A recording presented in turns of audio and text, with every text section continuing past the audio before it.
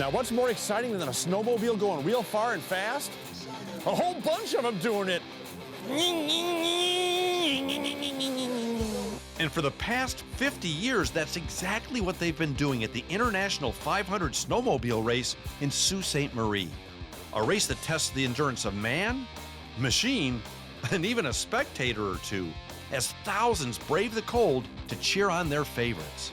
This 6-hour, 500-mile race on snow and ice is probably one of the most grueling in the entire world. And from beginning to end, it's a wild, wintry ride for both driver and fan alike. While the racers were tearing up the frozen tundra, I had a chance to chew the frosty fat with race director Rick Federow. Rick, it's cold. Oh, it's cold. When we got to the track this morning, it was like 3 degrees. Oh, I know. But I guess cold is your friend. Cold is our friend. You know, there's a misconception here. Throughout the country, in other areas, people think we're snowmobilers, so we race on snow. Not so.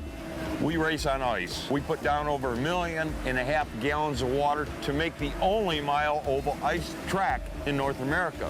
I've heard this called the premier winter sporting event in most of the country, and now that I'm here, oh my gosh, I totally get it. You're absolutely right. It's the granddaddy of all endurance races. You know, this is the one they all want to be at. Yeah, to do 500 miles in a car, I can see, but on a snowmobile, these are some rugged son of a guns. These are true athletes. They prepare year-round for this. It is the toughest, fastest, longest snowmobile endurance race in the world. Now, this is the 50th year. Congratulations, by Thank the you way. very much. How did it all start? Well, back in 1969, there were a group of guys here from Sault Ste. Marie sitting in a restaurant, and they happened to glance across the street and see a pace car for the Indy 500. And they said, you know, you think we can do that? Well, they got with the city. This used to be a swamp, and the city gave them the land and said, you guys want to have fun? Have fun. Well, they had beat-up sleds back then that would top out at maybe 32 miles an hour, and they all came down here, and believe it or not, eventually they picked up over 130 guys in snowmobiles, 130 sleds racing, and it just developed and progressed over 50 years, and today, look at it. Now, these things hit over 100 miles an hour on the straightaway? Yes. These guys, they clock in time trials, 115, 118, up to 125 miles an hour. They're flying. How far away does some of these teams come from? We have teams from Alaska. We've had teams come here from even South Carolina to try and race. Guys who race automobiles, you know, get the urge to do this, build a little resume. They come from Alaska, California, out east, all through Canada. It is a world-class professional race. Yeah, this is a sight to see. I recommend anybody that, even if you're not into sledding. We got it. This is a world-class racing event. It's professional. It's no different than NASCAR. Average pit stop takes 21, 22 seconds. Each team has 14 team members, pit crews, just like NASCAR. They fuel, change skis, hoods, whatever it takes, change drivers. It's very professional. Here's to another 50 years. Let's hope so, folks. Come and see us here at the UP. It's all left turns from here, right? Good point.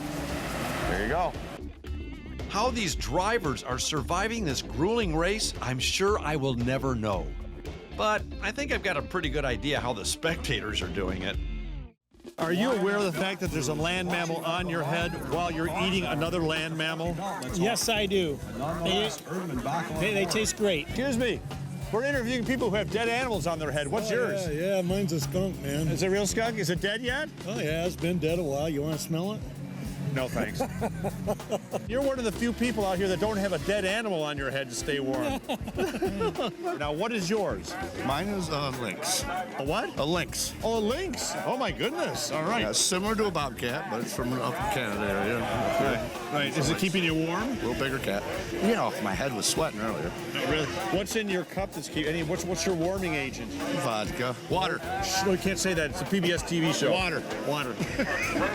This awesome event really is meant for the hardiest of partiers, and you won't find a tougher or more rugged bunch of drivers than these frozen gladiators. If you want the true definition of endurance, you can either look it up in the dictionary or just come to the next I-500 in Sault Ste. Marie. But I guarantee you that one is a lot more fun than the other.